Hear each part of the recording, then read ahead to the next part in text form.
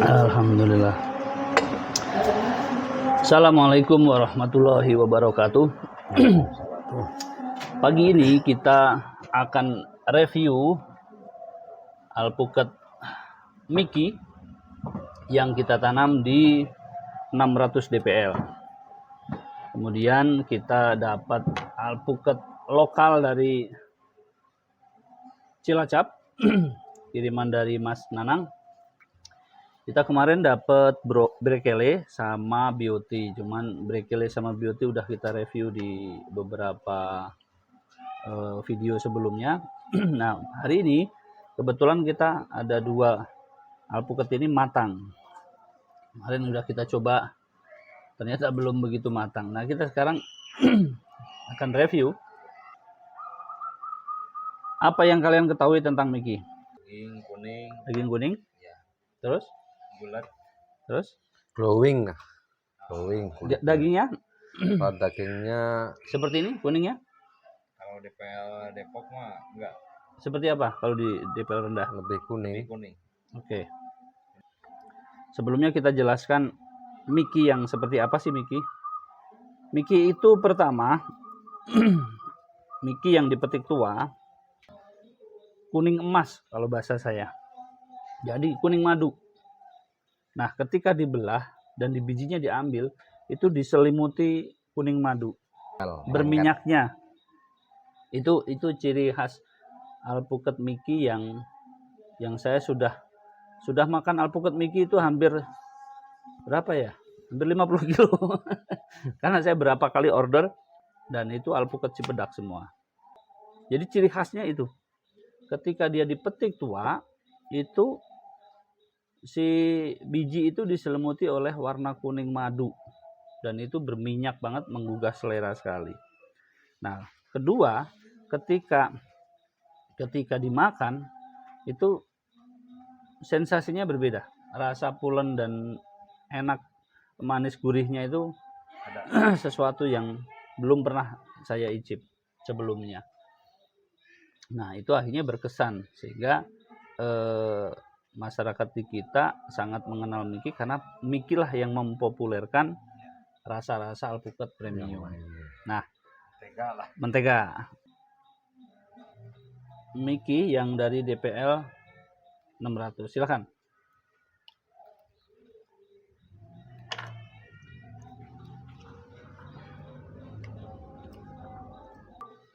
Beceknya masih nongol nih. Rasa dari rasa Enggak keluar ya. Enggak keluar khas Mickey-nya belum jauh. Oke. Terus kemudian dari kekeringan. Kekeringannya masih jauh lah. Jauh, Kategori ini Mickey yang becek kan. Becek. Dari warna pucat. Nongol. kuning emasnya, kuning madu, kuning menteganya nggak ada ya? Enggak ada. Enggak nongol. Oke. Malah jadi alpukat jus. Ini yang sementara ini kan tetap selalu menjadi perdebatan. Iya. Bahwa alpukat Mickey itu dimanapun bisa ditanam dengan kualitas. Nah, ini yang saya garis bawahi. Kualitas sama dengan di DPL rendah. Kalau kami telah membuktikan dengan salah satunya ini. Jadi ini bukan pembuktian pertama kali. Ini pembuktian kesekian kali bahwasanya Mickey yang dari DPL 200 kita naikkan ke 600. Ini 600. Kalau yang di kita 800. 600 ini rasanya menjadi turun standarnya. 3 poin yang menurut pemahaman kami dari rasa, warna, kadar air, oily. Itu kami kalau dipresentasikan dari 3 pendapat ini akan mengerucut. Kalau kualitas Mickey 0 sampai 10, Mickey itu adalah 10, Mickey yang di Cipedak, maka ini masih 5 sampai 6. Jadi separuh dari kualitas Mickey yang aslinya. Nah, ini tentunya ini PR buat kita semua karena kita juga udah tanam Mickey di DPL medium. Nah, perlu treatment kah? Perlu penambahan usia panen kah? Perlu modifikasi irigasi kah? Ini kita tetap harus terus diskusi panjang sampai ketemu titik titik kepastian. Miki ini sekarang mau 1 ton, mau 500 kilo, habis dengan harga tinggi. Nah, yang kenapa saya bilang jadi bumerang? Sehingga kita, pekebun ini berlomba-lomba menanam miki dengan harapan harganya 50.000. Itu sebuah kesalahan. Kalau berlomba-lomba menanam, kemudian harga itu kondisional, bahkan kita berpikir itu harga-harga rendah, maka yang akan terjadi adalah HPP kita akan kita tekan seminim mungkin. Tapi kalau di otak kita itu sudah tertanam 50.000, 60.000, 40.000, maka kita akan jor-joran. Ilmu dasarnya tidak dipahami, kemakan iklan, beli pupuk ini, beli pupuk ini, beli pupuk ini. Nah, dan itu timbulnya nanti akhirnya namanya kos produksi akan bengkak. Begitu dibagi menjadi per kilo, modal alpukat itu nanti akan menjadi tinggi. Akhirnya pedagang bingung mau beli kok harganya malah modal saya segini. Itu semua terjadi kepada semua pekebun. Penyebabnya adalah pertama karena faktor keterbatasan pengetahuan. Jadi karena keterbatasan itulah akhirnya kita dimanfaatkan oleh fanatisme sebuah varietas. Jangan mudah kita menerima ilmu mentah-mentah. Karena di Google, di YouTube, itu semua bertebaran ilmu. Salah pun ketika disampaikan oleh seseorang yang dianggap itu paham, akan diyakini. Sering datang ke pekebun-pekebun yang lain, melihat buahnya, sharing, bagaimana menurutmu tentang ini, tentang itu. Kami menyarankan untuk tidak mengembangkan di DPL medium ke atas. Karena apa? Ketika kalian nanti panen, akan mendapatkan buah miki, tapi rasa kalian tidak akan dapatkan rasa miki. Kalian akan bertarung dengan miki-miki yang ada di DPL rendah. Jadi kesimpulan kami, berhati-hatilah untuk mengembangkan tanaman varietas tertentu yang kalian belum paham. Selalu tanyakanlah pitnya di mana. Dan kedua, jangan terlalu jauh mengembangkan alpukat dari pitnya, pondokan pohon indukannya. Jadi kalau pohon indukan ini di bawah, coba tanam naik turunnya jangan sampai drastis. Kalau memang di 200 naik, di 400 turun naik. Itu maksudnya. Jadi ini teman-teman,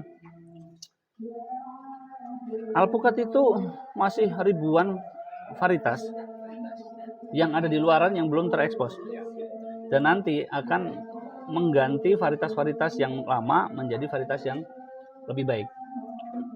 Saya mengajak berpikirnya begini, tentukan 10 varietas untuk di DPL bawah, 10 varietas di DPL atas. Nah, kalau buat kami kembangkan hanya 5 varietas di atas dan 5 varietas di bawah. Yang nomor 6, 7, 8, 9, 10 itu tidak kita kembangkan. Nah, poin-poinnya jelas tadi dari rasa, karena kita bukan penganut glowing. Glowing itu nomor sekian. Masuk kategori nggak masuk glowing, tapi bukan nomor 1, bukan nomor 2. Gitu loh. Itu nilai plus. Jadi ketika seperti ini pun, kalau ketika ini luar biasa kita akan kembangkan. Ini nggak ada glowingnya. Tapi miki itu terkenal glowing. Tapi kalau rasa kayak gini kami nggak akan kembangkan. Nah, ini berbeda mazhab kan? Inilah. Jadi ada yang menganut mazhab glowing, rasa nomor 2, 3, 4. Nah, kami tidak. Gitu loh. Karena kami penganut istri-istri yang tidak perlu wajah cantik, tapi kalau ada mah dua-duanya. Karakternya. Nah, kalau ada dua-duanya berarti nyandung. Ada pasarnya. Yang glowing ada pasarnya. Yang kualitas rasa ada pasarnya. Dari dua hal ini kita bisa simpulkan bahwasanya berhati-hatilah untuk menentukan sebuah varietas untuk dikembangkan. Banyak metodenya. Metode yang paling menjerumuskan itu ketika metodenya hati kita udah senang.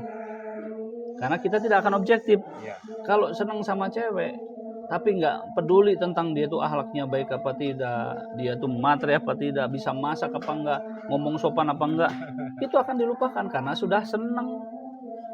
Padahal kita akan hidup sama dia puluhan tahun. Sama ya. Nah, filosofi itulah yang kemudian kita bawa kepada ranah budidaya ini.